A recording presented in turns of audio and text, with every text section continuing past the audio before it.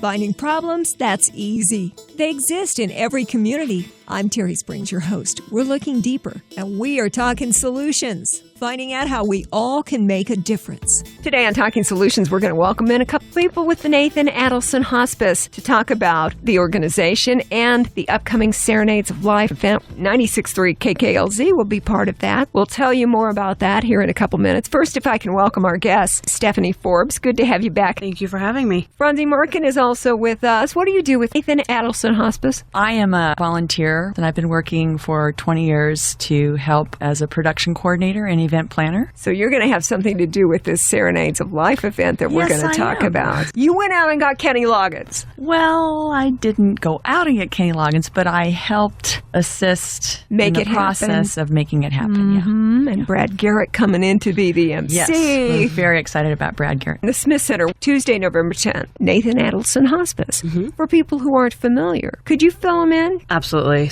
Nathan Adelson Hospice is the oldest and largest nonprofit hospice here in Southern Nevada. We care for about 350 patients, whether they're hospice or palliative care patients each day. It is our vision and our goal that nobody ever ends the journey of life alone, afraid, or in pain. As a nonprofit hospice, we give almost $1 million a year in uncompensated care to our community. So what that means is if a patient is underinsured, doesn't have insurance, their insurance doesn't exactly cover everything, Nathan Adelson Hospice will care for them regardless of their ability to pay. That makes a huge difference. It does. This person is in the end stages of their life and their family dealing with that as well. Mm-hmm. It's going to be the toughest time they've ever experienced. And to deal with things like, I don't have enough insurance, I don't have any insurance, you don't turn them away. No, we do not. They're a phenomenal organization. And it sounds to me like in a not-for-profit type organization like Nathan Adelson Hospice, volunteers stepping up and helping, like you say, that you have done for 20 years now? Mm-hmm. On the performance end, I've donated my time performing with our band Altered Ego as one of the featured lead singers, but I've also had the gracious experience of Nathan Adelson Hospice services for both of my parents. My mother most recently passed on October the 3rd and received amazing, compassionate, loving care, and my heart is very full of thankfulness for all the love and support that I've been shown and our family has been shown, not only by Carol Fisher, Karen Rubel, my partner here, Stephanie Forbes, but all of the nurses, all of the in-house nursing staff and doctors that came out to visit my mom on a weekly basis and to assure me that she was well taken care of. Fronzie, I'm very sorry for your loss. That's not long ago. A lot of the care that Nathan Adelson Hospice provides is in-home. And I think a lot of people don't understand. They think that hospice is a building. It's a place where you have to go. But that's not really where people want to spend their last days. I got sometimes weekly phone calls, updates, just the compassionate reassurance that my mother was being well taken care of and that she was not in any pain during her time in the house services. And then she had an unfortunate accident and fell, and they lovingly accepted her inpatient. And the amount of support that I was shown along with my family and our extended friends, I have no words to describe how much I deeply appreciate. And I'm so thankful for that support to help our family get through this very difficult time. It is such a blessing. Even though my father, who we lost last year, was in Kansas, we had hospice care for him as well. And I think after you've experienced it yourself, the kindness and the compassion that is shown, it makes for gratitude that you can't ever repay.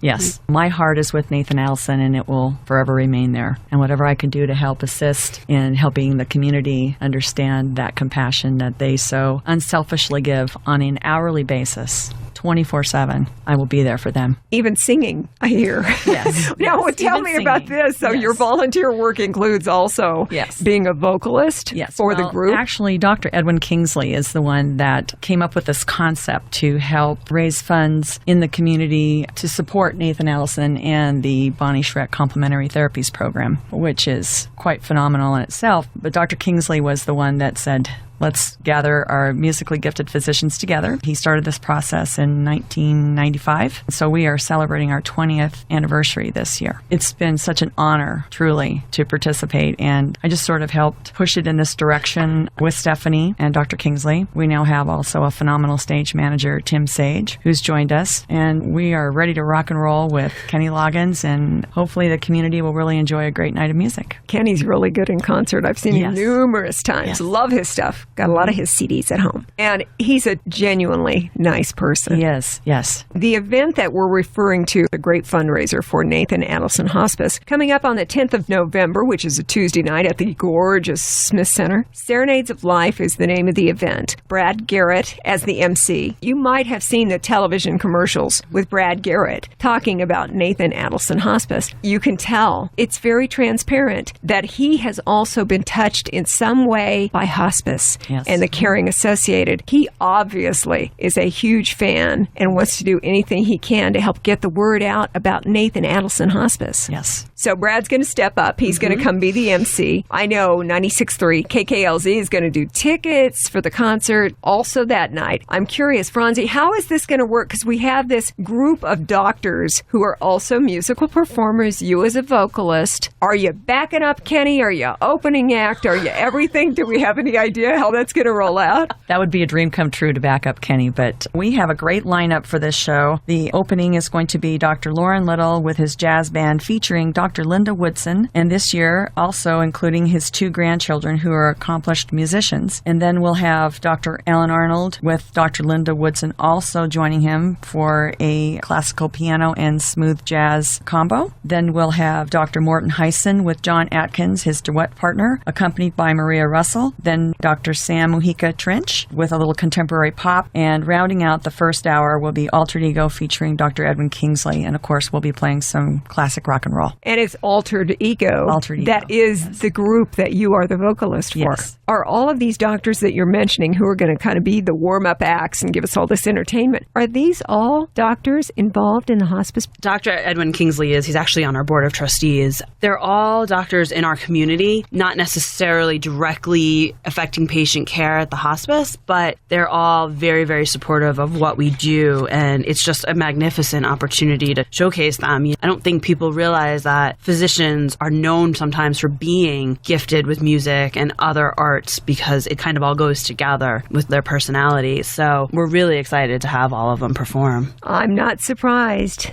Doctors and physicians have these other talents. Good example, having been a rock and roll DJ, I know Neil Diamond was on track to be a doctor, and he deviated to become a songwriter and a performer. A great guy. Excellent choice. Yeah. Not a bad move, huh? Yeah. But often the people who are good enough to become our physicians have other talents. Absolutely. And at some point in time, they make that fork in the road move and they say, I'm going to help the greater good. Well, and we're truly appreciative of their dedication to this event because it does take time to prepare, to rehearse, and to be ready to step out on this amazing stage in Reynolds Hall to perform. They come every year with a lot of joy in their heart and truly entertain our guests that come to the event. I like a fundraiser that turns into a great evening of music.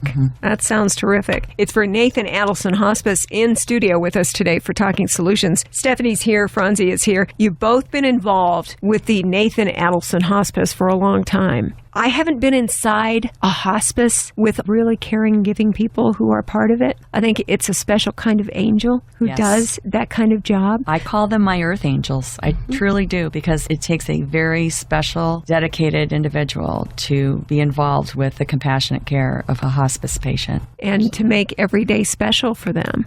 The kindness is just overflowing. I wonder, in all these years that you have been part of Nathan Adelson Hospice, what kind of lesson have you been able to draw from patients in hospice care? Because I'm thinking that someone at the end of their life, all the games are over. I think it refocuses your priorities. You know, I think one of the biggest things that comes to mind is that people don't think about hospice until it's too late. They don't think about what they need until that illness or advanced illness comes about. And I think the biggest thing I can say is that having those conversations with your family and your doctors and your loved ones before that advanced illness And before you get to that point where I don't know what to do, my loved one is dying and now they're going to go to hospice, I think that's the biggest piece of information, education that I've learned is that you need to have those conversations early with your family. Talk to them about, if I get sick, this is what I want. If I get sick, I don't want to have life-sustaining measures. I want this. I want to be at home if and when that happens. I don't want to die at home because I don't want my spouse to have to forever remember that I died at home. I want to be in a facility. Having those direct conversations now is probably easier than having to deal with it when the time comes, because then what you want is laid out there for your family. There's no fighting between siblings. There's no fighting between parents and children. It's just about celebrating and honoring your family member at that end of life. She's absolutely 100% spot on. We had the privilege of meeting with your nursing representative, and I don't recall her name, but she came out to interview my mom the first time.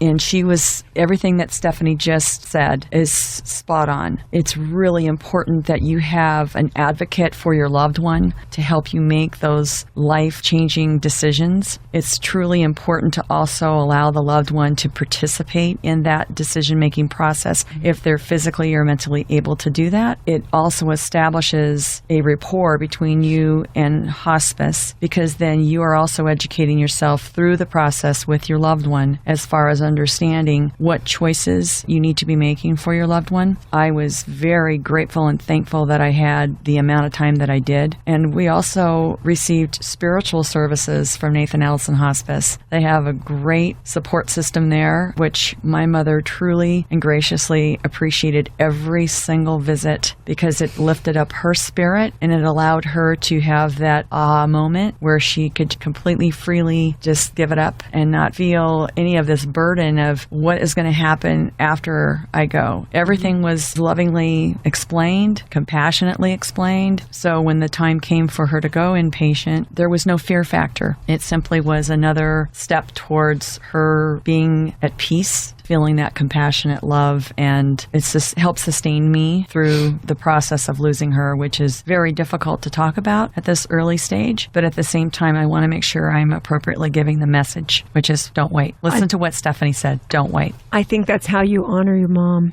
Yes. By saying it hurts and it's hard to consider it and go through it. And everything that you say about this is the way to do it. And how much stress did working with someone like the people with Nathan Adelson Hospice take off of you? A tremendous amount of. It was a relief to know that I had this support system surrounding me. It didn't matter when I called. It didn't matter what I asked for or what she needed. It was taken care of. And that is what most people, I don't think, can grasp until they're in the middle of it, you know, and they have to make these decisions. You have to make certain decisions about your loved one and how they're going to be treated and their pain levels and what their medical issues are. And I was extremely grateful for that guidance and the explanation. I'm really good at denial, and I'd love to say that I'm never, ever, ever going to leave, but I know better. And it's so smart to think ahead. Stephanie, I think we were talking when you visited here a month or two ago about the whole hospice process and about families getting together to talk about what your wishes are. Absolutely. Or will be. That's the best thing that can happen. And, you know, it doesn't have to be that serious conversation. You can make it fun. Our president and CEO, Carol Fisher, a couple years ago did what they called a death dinner. She was at the beach. It was during the summer. Her whole family was there. And it actually was videotaped for a documentary, but her whole family was there. They were all wearing mustaches. And when I say her whole family, even her grandkids, who are younger than 15, were all there. They had a conversation about what each person wanted, and those kids understood, even at that young age, what grandma wanted, what everybody in that room wanted. And so it doesn't have to be that serious conversation. It can be in a setting that's not so serious, like the beach, or not necessarily at Thanksgiving dinner, but over Thanksgiving holiday, or a Christmas holiday, or wherever you're with your family. You can have that conversation. And again, it doesn't have to be that serious, devastating conversation. It should be an uplifting experience that you walk away knowing what somebody wants, their loved one wants, and make sure you put it in writing. You honor the wishes of your loved one. That's Absolutely. the key. And there are tools available. You know, the hospice, Nathan Adelson Hospice, is in the process, and we're developing and rolling out a program called Deciding Tomorrow Today, and that'll be up running soon. That'll have all the tools tools you need to have that conversation and help you walk through that process. Whether you're a caregiver, a physician, a loved one, there's other resources out there. The Conversation Project, 5 Wishes, there's all different kind of tools out there to make it easier for you. And it doesn't have to be a scary dress everybody in black, be all down in the mouth Absolutely kind of thing. not. Absolutely not. Plus, when you talk about it, maybe having it a holiday, the reason for that is because that's the only time all of us busy people living in different places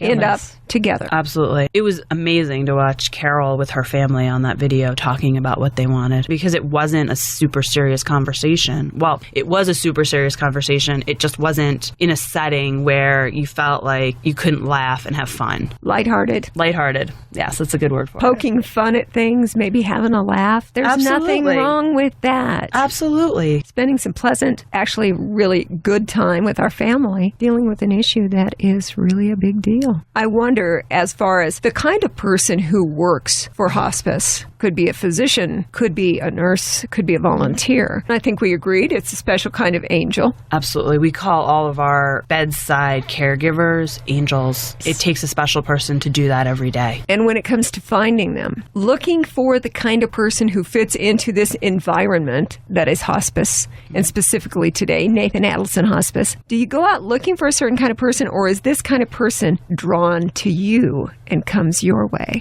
I think in most cases they're drawn to us, but of course we do recruiting when we have positions open, and there are always positions that are available, and when people hear about who we are and what we do, they usually come looking for us most times. It's interesting you asked that question, because for the nursing staff that I was with during my mother's time inpatient, I asked each nurse, how did you come to this amazing place? What was your journey as you're sitting there with your loved one? Because they were so good with her. And they said, when I was going through school, I had an opportunity and I went and I did an internship. And this is where I decided I wanted to be, because there are no machines, there are no sirens or anything going off. It's a peaceful environment to work in. It's a loving environment to work in. We get to give of ourselves every day, and that is really the most important reason that they said they wanted to be involved at Nathan Adelson Hospice. Volunteers are an important part. Very important. Fronzie, you do all kinds of stuff. 20-year volunteer with Nathan Adelson Hospice, and having used their services very recently for your own mom. When they come to volunteer, what do people commonly do? Let me share a statistic with you. We have 361 volunteers. They contributed over 25,232 hours of service to our organization last year, which equates to an estimated $526,000. What do? They are at our patient's bedside.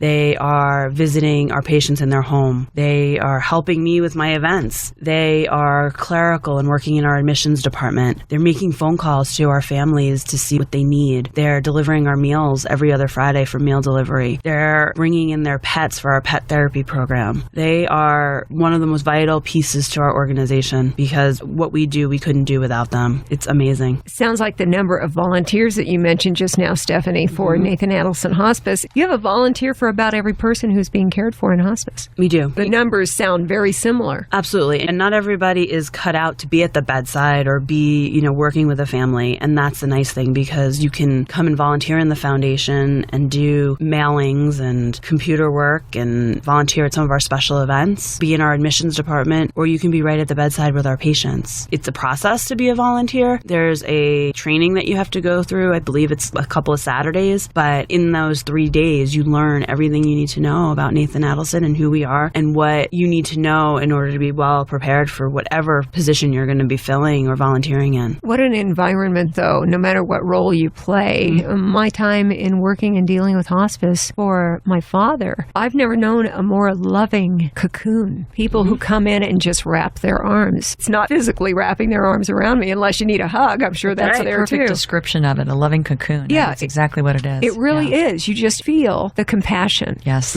I'd also like to mention that our family is truly grateful for the Bonnie Schreck Memorial Complementary Therapies program at Nathan Adelson Hospice. This program provides amazing amazing emotional support and support for the physical discomfort of your loved one. And the treatments do include the pet therapy, as Stephanie mentioned. They also have Reiki, energy work, massage therapy, art therapy, reflexology, and aromatherapy. And my mother received these gracious treatments in her final days. And it really made me feel at peace to watch her completely relax as she went through these processes of different and various therapies, because it really allows your spirit to be calm and at peace. Mm-hmm. There's so much more to hospice than you would even imagine. Absolutely. So this program that Fronzie's referring to isn't covered by insurance. It's a program that we just believe our patients and our families deserve. There are studies that show that with these complementary therapies, stress is reduced, anxiety is reduced, depression is reduced, and it's not necessarily, like in Fronzie's case with her mom, at the end of life, at that very moment when they're transitioning, having these therapies all throughout being on hospice. So having massage therapy, having the massage therapist out there for the family as well, not just the patient, or the aromatherapy and these creams and lotions that have essential oils that help relax. And they work. I have used the stress cream. It's phenomenal. Yeah. This is an amazing program. Yeah. It was started by one of our board members, Frank Schrock, in honor of his wife, Bonnie, who was a near and dear friend to Fronzie also. It's an amazing program to honor Bonnie and what we do outside of the regular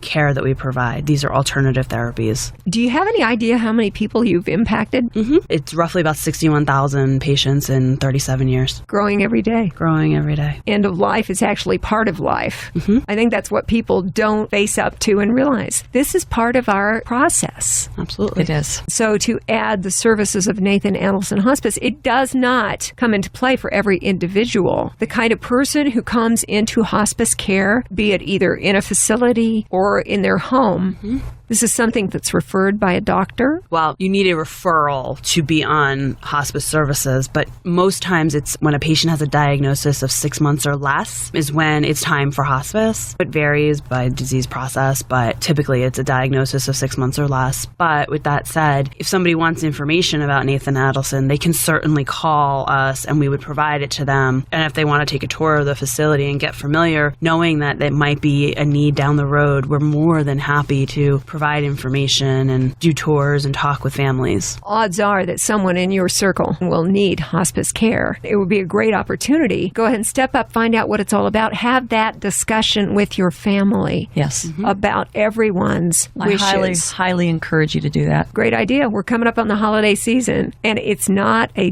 dark, down, depressing kind of subject. Talk about it to make sure we're all squared away. That relieves so much stress when we come to that point because things are already laid out. And if you have ever considered maybe getting involved, if you think that you are the kind of soul who would flourish in the loving environment that is Nathan Adelson Hospice, maybe this would be a good time to look at the website, to look into being a volunteer, to take a tour, to find out what it's all about.